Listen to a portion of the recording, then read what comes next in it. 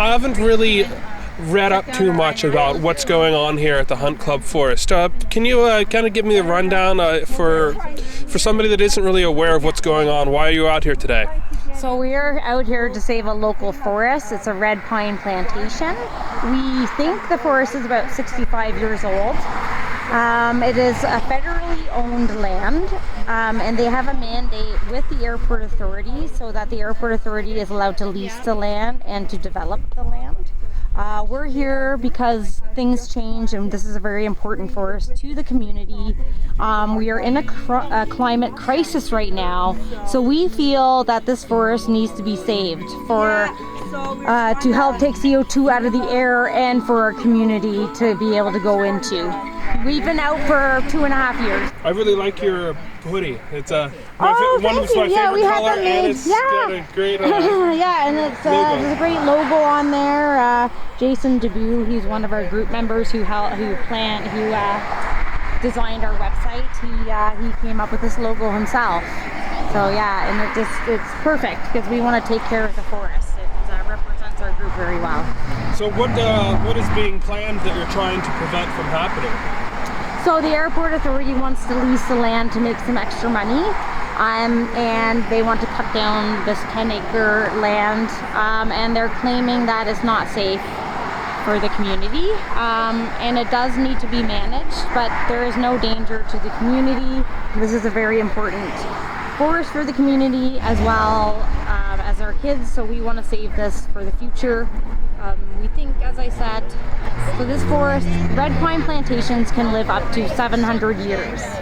So this forest has got a lot of life left in it. The Airport Authority is claiming that they're at the end of their lives, but they have hundreds of years more to grow and flourish. Maybe if they were going to be harvested for paper or pulp or something.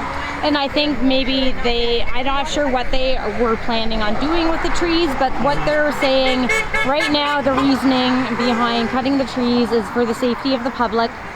We have a professional forest that was hired by the city who is saying that this forest is not dangerous for the public. So that's very important for the public to know. And going forward, this forest is not unsafe. People have been going into this forest for 50 years and walking their dogs, bringing their kids in here, riding their bikes. So this is a safe forest. It can be a very healthy forest if managed properly. There's hundreds of different plants and trees in this forest that we've had documented by a forester as well, who has been in there, and we've seen many types of wildlife, like tons of birds. There's a great blue heron that lives in the creek just over here, and there's pileated woodpeckers. There's hundreds of types of songbirds, and a hawk. There's hawks, turkey vultures. So this is an amazing forest filled with biodiversity. I walked through it earlier this morning before everyone showed up, and I found that there maybe was one section there was a sign that says don't go down here, so I didn't really go that way, but I spent a good half an hour walking through the forest, and I didn't see anything that was concerning when it comes to dangerous trees. Now maybe down closer to the airport there's a bunch of trees that are falling over, but that doesn't seem to be a part of this section here. No, there's these trees are standing up pretty well. There are a few trees that are leaning on others because of the storm from last year, the Derecho. Yeah. So they do need to be cleaned up, but they're very few and far between. They're not inside the forest. It's amazing to go in there. If anyone has a chance to go into this forest, please do. It's a beautiful forest with hundreds of trees that are just standing up tall, supporting each other. And so that's why we're here and we're protesting today to stand with the trees, to speak for them. It seems that there's a fair number of people driving by that agree with you. Yeah, we've been out here for 2.5 years. Dozens and dozens of people honk every single day we're out here. Yeah. We wouldn't even need signs anymore. We're just we're just a staple of the community here. Everyone knows us, and we got hundreds of honks. So the community, we have a petition, an online petition that has over 21,600 signatures. We have a Facebook group with over 1,000 people who are in the Facebook group. So this is what our community wants. We have spoken, and we need the government, we need the Minister of Transport, and we need our local MP, David McGuinty. We need them to start listening to us and start working with us. The federal government, the Minister of Transport, needs to change the mandate that they had with the airport in 1997 to protect this forest, because we are in a climate crisis, so they need to change the mandate. So I want to share a message with the public. Look, talk to, write to, call, email the Minister of Transport, David McGuinty, your local MP. Tell them that this forest is important to you and you want it protected. And they need to listen to what their communities want. I heard that there's not much time left to be concerned about this. Like no, they're planning on cutting it soon. Yeah. So the latest news is that the Airport Authority has put out a press release saying they're going to cut these trees down in the next few weeks because of safety concerns. So we have been trying to reach out through the media, talk to our local government, trying to stop this in any way we can.